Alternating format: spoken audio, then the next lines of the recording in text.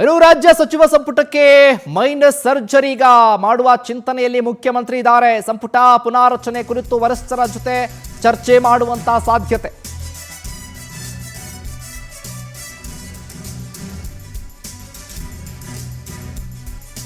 ಮಂತ್ರಿ ಸ್ಥಾನ ಆಕಾಂಕ್ಷಿಗಳ ಪಟ್ಟಿ ಹೈಕಮಾಂಡ್ ಗಮನಕ್ಕೆ. ಪ್ರಾದೇಶಿಕ ಹಾಗೂ ಸಾಮಾಜಿಕ ಸಮತೋಲನದ ಬಗ್ಗೆಯೂ ಕೂಡ ಚರ್ಚೆ ಆಗುತ್ತೆ. ಸಂಪುಟದಲ್ಲಿ ಸಣ್ಣ ಪ್ರಮಾಣದ ಬದಲಾವಣೆಗೆ ಸಿಎಂ ಒಲವನ್ನು ತೋರಿಸಿದ್ದಾರೆ. ಖಾಲಿಯಾಗುವ ಸ್ಥಾನಗಳಿಗೆ ಹೊಸ ಮುಖಗಳ ಪರಿಗಣಿಸಬೇಕು ಅನ್ನುವಂಥ ಲೆಕ್ಕಾಚಾರದ ಚರ್ಚೆ.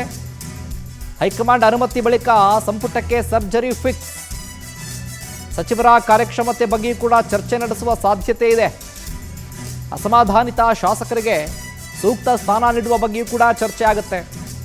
ಏನಾದರೂ ಹೈಕಮಾಂಡ್ ಒಪ್ಪಿಗೆ ಕೊಟ್ಟರೆ ಶೀಘ್ರದಲ್ಲೇ ಸಂಪುಟಕ್ಕೆ ಮೈನರ್ ಸರ್ಜರಿ ಆಗುತ್ತೆ. ಎಂ ಕೃಷ್ಣಪ್ಪ, ಪ್ರಿಯಾಕೃಷ್ಣ, ಲಕ್ಷ್ಮೀ ಹೆಬ್ಬಾಳ್ಕರ್, ಬಸವರಾಜ್ ಶಿವಣ್ಣ ಇವರಿಗೆ ಸಂಪುಟದಲ್ಲಿ ಸ್ಥಾನ ಸಿಗುತ್ತಾ? ಸಿಎಂ ದಿಲ್ಲಿ ಭೇಟಿ ಈಗ ಕುತೂಹಲವನ್ನು ಮೂಡಿಸ್ತಾ ಇದೆ.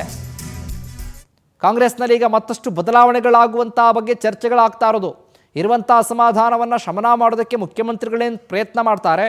ಮಹಿಳಾ ಕೋಟಾದಲ್ಲಿ ಯಾರನ್ನ ಆಯ್ಕೆ ಮಾಡ್ತಾರೆ? ನಾಗೇಂದ್ರ ರಾಜೀನಾಮೆ ಕೊಟ್ಟಿದ್ದೇ ಆದಲ್ಲಿ ಅವರ ಸ್ಥಾನಕ್ಕೆ ಯಾರನ್ನ ಪರಿಗಣಿಸ್ತಾರೆ?